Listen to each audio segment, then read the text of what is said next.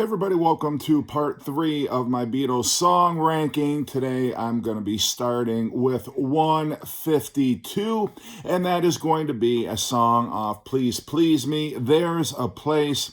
It was one of the tracks left off the early Beatles album that would find a home on the Rarities compilation from 1980.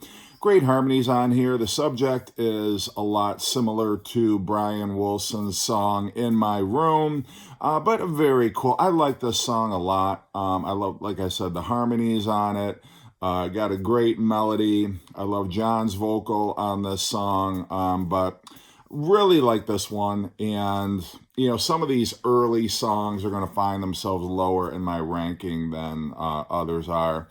Number 151, This Boy, great three-part harmonies by John, Paul, and George. And it's a crime that this was relegated to a B-side. It should have really been on one of their studio albums. I feel like if they would have put this on with the Beatles instead of, say, Devil in Her Heart, it would have made that album substantially better. As it was, it did land on the Meet the Beatles album in the US. Capitol felt that it was deserving of a spot on that album, rightfully so, but I love it. I love John's vocal on the bridge, and the harmonies are just fantastic. Number 150, Rocky Raccoon. Somewhere in the Black Mountain Hills of Dakota there lived a young boy named Rocky Raccoon. And one day anyway, love that White Album track. I really do. It's got a bit of a novelty flavor to it, just the way that Paul, is kind of singing it in a drawl. But it's a nice little song. And it's in keeping with the animal themes from side 2 of the White Album, where you also had Piggies and Blackbird. That little suite of animal songs right there. But I've always had an affection for this particular song. I just have to rank it lower because there are so many great songs ahead of it. Number 149, the very misogynistic Run for Your Life. It was, I believe, the last track recorded for the Rubber Soul album. And it's a rollicking tune. It's a very up-tempo, I hesitate to call it rockabilly, but it's got that flavor to it. John sings it very menacingly. And in spite of the lyrical theme, I do like that song a lot. I like the, run for your life if you can, hide your head in the sand. If I catch you with another man, that's the end, little girl. I love that whole phrasing right there is very cool. I even like the countrified guitar solo on the song. Number 148, She Loves You. I've heard this song so many times. It's one of those Beatles songs that just gets played to death. But you can't deny it is a great song. It's very catchy. It's an earworm. And it's one of those rock-solid hits from the early Beatle days. 147, Tell Me What You See off the Help album. This is kind of one of the most insubstantial songs on the Help soundtrack. I do like the fact you got Paul's vocal, and then you have George and John doing the second half of the verse, almost kind of call and response. But it's okay. It's a decent song, but it's sort of like the songs on some of the songs on Beatles for Sale, where the Beatles could do so much better, and they would. So Tell Me What You See is fine, but just not a stellar, incredible track. Number 146, Why Don't We Do It in the Road, Paul. It's really a vocal showcase for Paul, where he gets more and more wound up. And Paul's playing all the instruments on this particular track, which I think is very interesting. Sort of a signpost to what he would do on his first solo album, McCartney. Number 145, we go back to the Help album for George's I Need You. And George has some very interesting chord changes. And even though he was still kind of in his songwriting infancy, at this point, it's a pretty sophisticated song. I like this one a lot, even though there have been innumerable number of songs with the title I Need You. It's still kind of got a character all its own. Number 144, another George track going back to the White Album for Piggies. I like the harpsichord on here. And I think it's really adorable that George's mom contributed the line, "What they need's a damn good whacking," when George was searching for a rhyme and a lyric to finish out that particular verse or that particular part of the bridge. But yeah, it's very cool. You know, the White Album is known for kind of these quirky songs like Piggies, but I like it a lot. Number 143, Yellow Submarine, off either Revolver or the Yellow Submarine soundtrack. And yeah, it's a kid's song, but it's one of the highlight Ringo tracks, one of my favorite Ringo vocals. And it is just a cool song. It just is. And I think everybody who's a Beatle fan at one time or another has played it for their kids and tried to get their kids into the Beatles. Yellow Submarine is kind of the gateway to get our kids into the Beatles. 142, back to the Yellow Submarine soundtrack for a song that was rejected for inclusion on Sgt. Pepper, Only a Northern Song, George's song. And it's okay. I can see why John and Paul didn't want it on Sgt. Pepper. It's not a great George song by any means, but it's very psychedelic. It's very trippy. And I like some of the wordplay that George uses. 141, their first number one single in the UK, Please Please Me. And I think it's interesting that they originally envisioned this as a much slower song in the style of Roy Orbison. But there's no denying it is such a magical, catchy track. And of course it went to number one because it is such a special song. And it shows just how great songwriters John and Paul were at that early stage in their career. Number 140, The Fool on the Hill. Off Magical Mystery Tour, and it's a cool little montage in the film of Paul kind of roaming. I forget where he was. Was he in the French Alps? I don't remember.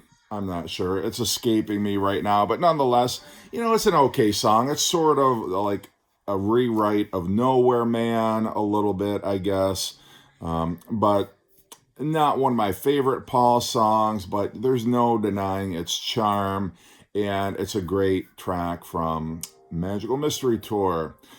Number 139, What You're Doing. I love that little drum intro. Boom, ba, ba, bum, ba-da-dum. It always struck me as very cool. One of the songs on Beatles for Sale. And yeah, it's a great Paul song. And, you know, anybody who craps on Beatles for Sale, you know, a song like this is just a great Paul McCartney pop song. And I have no issues with it at all. I think it's a great track. Number 138, I Saw Her Standing There with that great count in. Another standout track on Please Please Me that, you know, they put it on Meet the Beatles in the US as a second song, and it really I think it sounds like it could have been recorded in 1964. It's one of the best tracks on Please Please Me. It sounds, to me, head and shoulders above a lot of the other songs that are on that album. And it's a great song you can dance to as well. And I love the immediacy of Paul's vocal. A great guitar solo. Everything about that song works for me. Number 137, I Should Have Known Better. A great song from the A Hard Day's Night soundtrack. The harmonica definitely carries this one. Great John vocal. Works so well. They do it twice in the movie.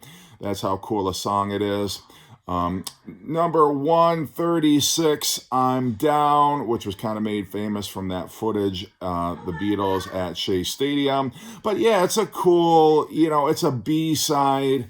and it belongs as a B-side, but I'd rather have it than not. It's very kind of a cool slice of 1965. Sounds a little bit like the Kinks to me, but I love the harmonies on it. The "How Can You Laugh" is very cool.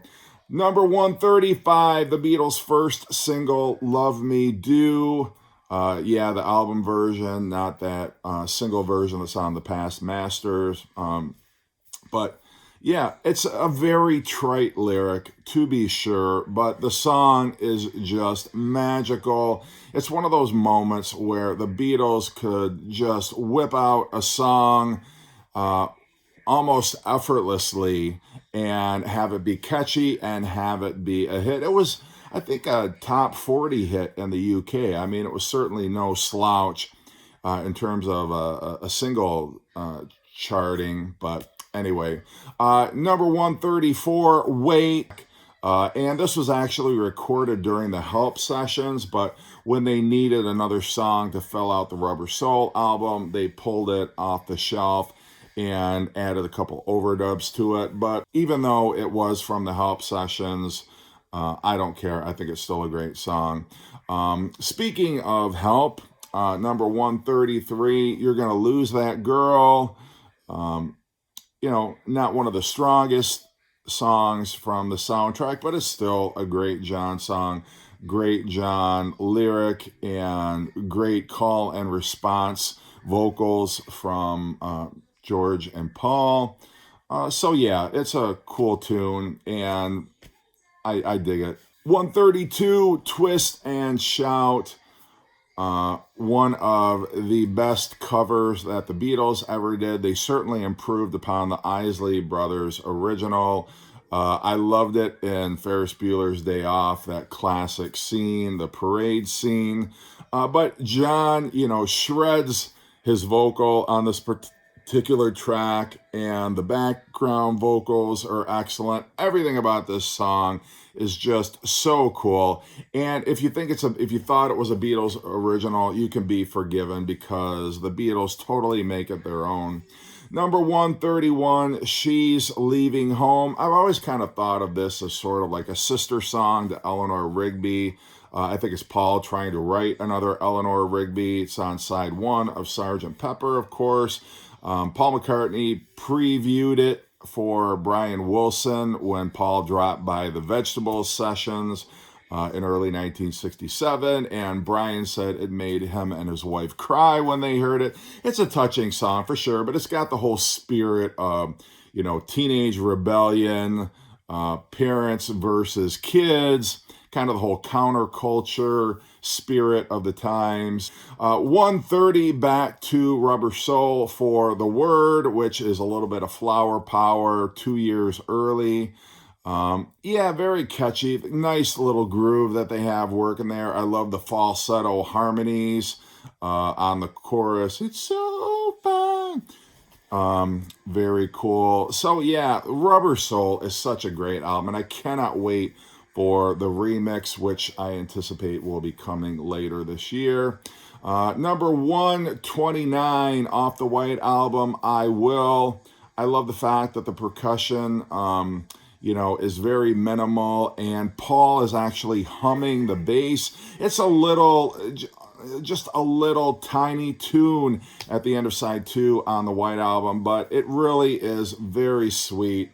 A tender love song from Paul McCartney. I love the acoustic nature of it. Paul had so many of these songs lying around, Blackbird, Mother Nature's Son, "I Will," and they're short, they're brief, but to me, they're very special, and one of the reasons why the White Album is so special. 128, George channeling a little bit of Roger McGuinn from the Byrds with that 12-string Rickenbacker for "If I Needed Someone." Again, kind of an interesting lyric from George Harrison talking about, well, if the day ever comes when I need you, then I'll give you a call, but I can't anticipate that happening anytime in the near future. It's just one of these weird, twisted, I guess you could call it a love song from George Harrison, but On Rubber Soul, it sounds very weird to me because I've always been used to it being on Yesterday and Today, but still a cool George track. 127, I've always loved this song off A Hard Day's Night. I understand if people don't, but right from the get-go, that vocal intro, When I Get Home, I've always thought it's very cool. It's kind of a cheating song. John trying to maintain his faithfulness to his girlfriend or wife. But yeah, Hard Day's Night is such a solid album. When I Get Home is great. 126, back to George for I Want to Tell You off Revolver. Very interesting vocal harmonies on this one. A very interesting guitar riff that George plays at the beginning. Lots of piano on this song, which is interesting for a George song. But George had 3 songs on Revolver, and unfortunately, this one just happens to place lower for me than the other ones. 125, From Me to You, great early single from the Beatles, catchy, melodic, such a fantastic early single from the Beatles.